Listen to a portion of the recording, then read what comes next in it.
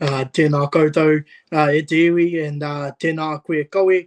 Um, thank you for having me. I'll just start off with my whakapapa, and we'll go from there. So ko kaitahu kati mamoi e waitaha e te rapu wai te iwi, ko kati hui kai kati erakehu, kati mākoe, kati wheke, te hapu, ko puari, rāpaki e wairiwa te marae, ko tūtuhuari wa wheke e māko te whare tīpuna, ko taki tīmu uru au, te waka, ko te ūpoko o tahutaka, te pohue e auraki te mauka, ko kaukararata o kana e wai taki te awa. Ko Stacey te pohue Rose toku ikua.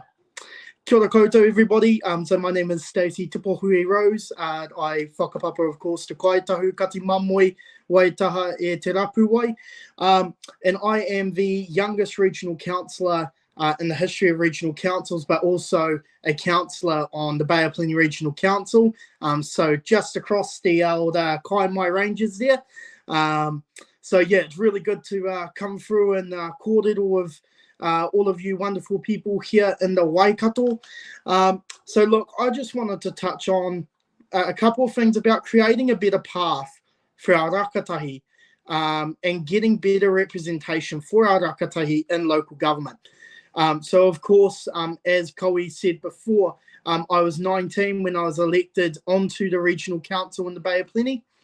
And for me, as was stated, it's fun. It is a challenge. And actually, at such a young age, it is very difficult to kind of move forward in a lot of how we do things.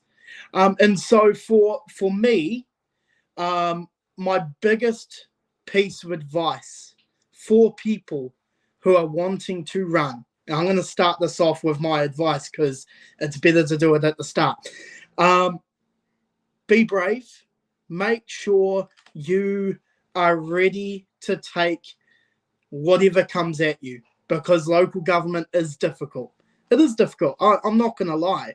It has been a difficult circumstance as a rangatahi, but also as a Māori, being, of course, having 3 other Māori on my council. It's been great. I've been able to have that support, but it's the fact that being the youngest has been a struggle.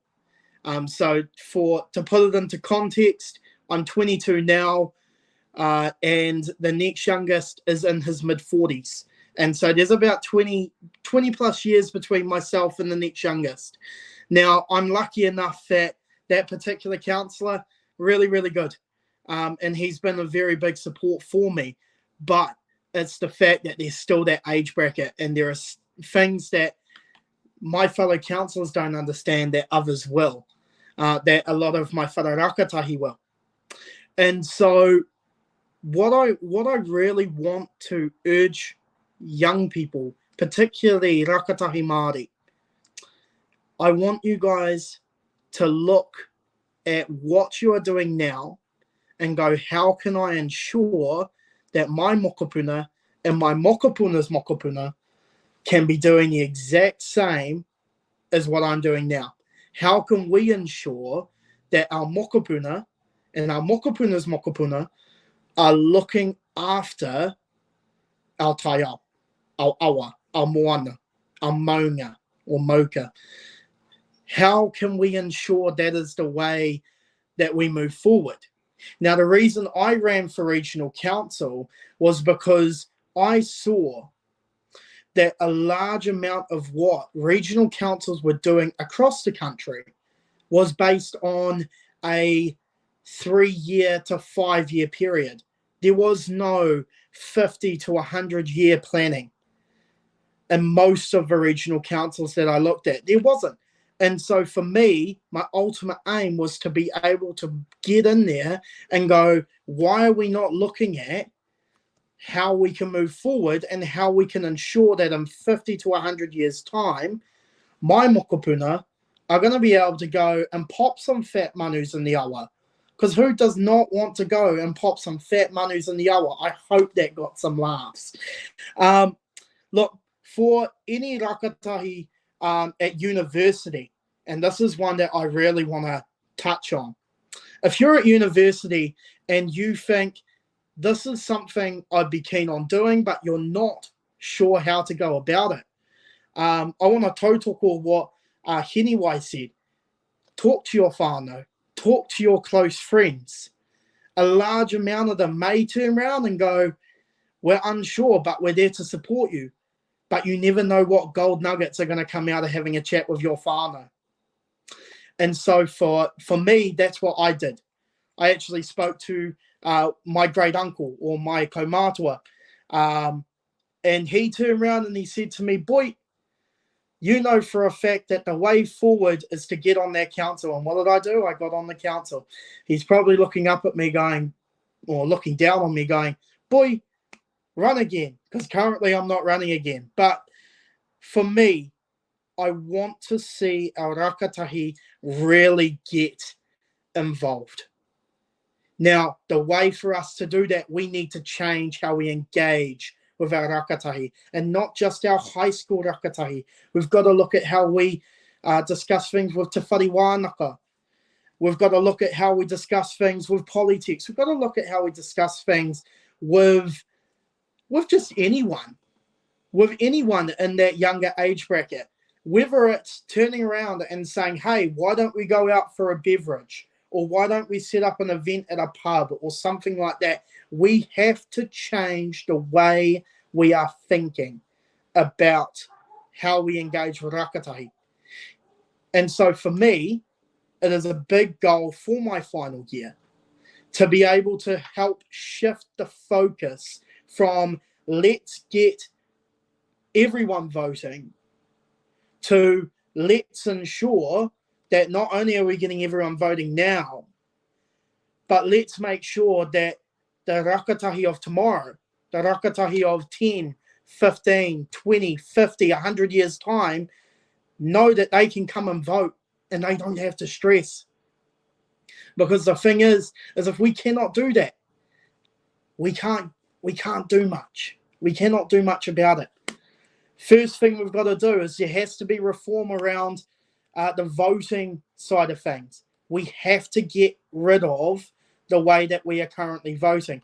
And the reason we have to do that is because rangatahi these days, particularly our rangatahi who are attending Te Whare Wānaka, for example, myself attending Te Whare Wānaka or Waikato, we are moving around. We don't stay in one spot. And for a lot of rangatahi, particularly at Te Whare Wānaka, we want to be able to turn around and go, we want to vote for them or them. But we can't, because the place that we're living is the other side of the country. For some of my friends, it's actually Invercargill. I've got mates who are in Invercargill and they have the same issues. They're like, who the heck am I meant to vote for in Invercargill when I know everyone up here in Kirikiriroa or in Tauraka?